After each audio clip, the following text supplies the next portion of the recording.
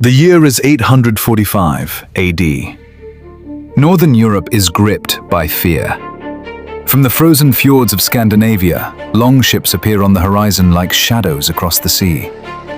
Their sleek wooden hulls glide through the mist, dragon heads cutting through the waves. Inside them sit warriors unlike any the world has seen. Men with axes, shields, and braided beards. Men who do not fear death, because to them, death in battle is not the end. It is the beginning. Viking warriors believe that those who die bravely are carried by Valkyries to Valhalla, the golden hall of the god Odin. There they feast forever, drink endless horns of mead, and train for the final battle of the gods, Ragnarok. This belief fuels their courage and their brutality.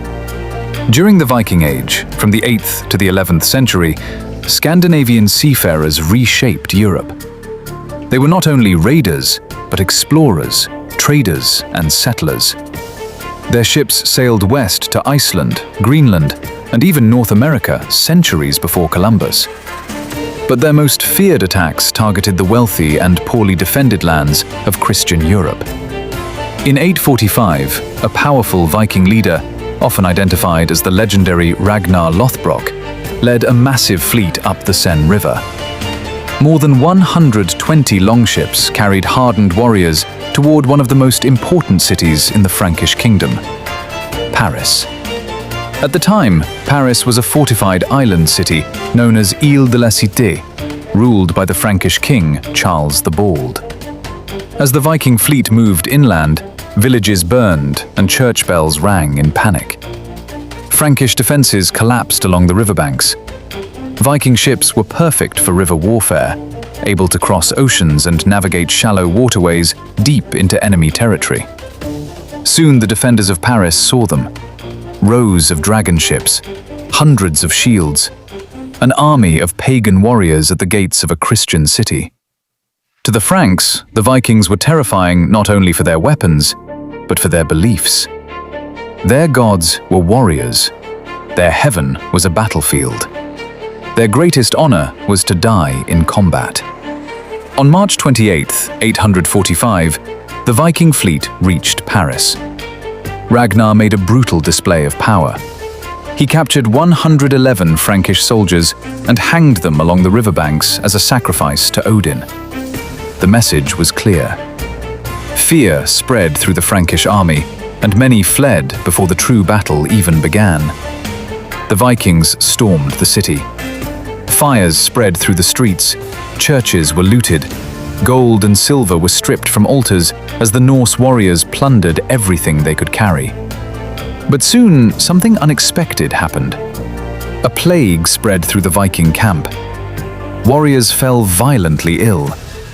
Christian priests claimed it was punishment from God, while the Vikings believed their own gods were angered. Ritual sacrifices were performed. According to legend, the sickness soon faded.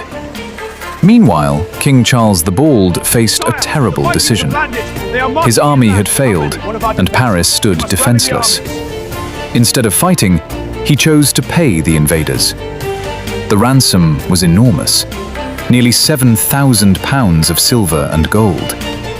This tribute, known as Danegeld, was paid to convince the Vikings to leave. They accepted. Their ships heavy with treasure, the Vikings sailed back down the Seine. Paris was spared, but humiliated. The siege shocked all of Europe. It proved that even the greatest Christian kingdoms were vulnerable to Viking power.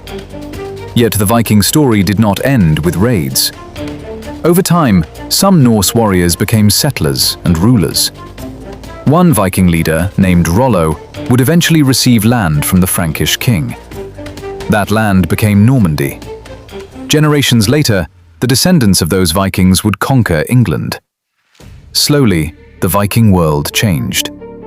Scandinavian kings converted to Christianity, and the temples of Odin and Thor were replaced by churches. By the 11th century, Norse paganism had largely faded, but the legends remained. The warriors of Valhalla, the gods of the north.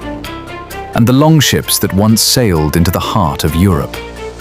The Siege of Paris in 845 was more than a raid.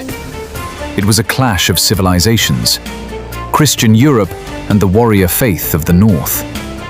The longships are gone now, but the sagas still echo through history, and in the halls of Valhalla, the warriors still feast, waiting for the final battle.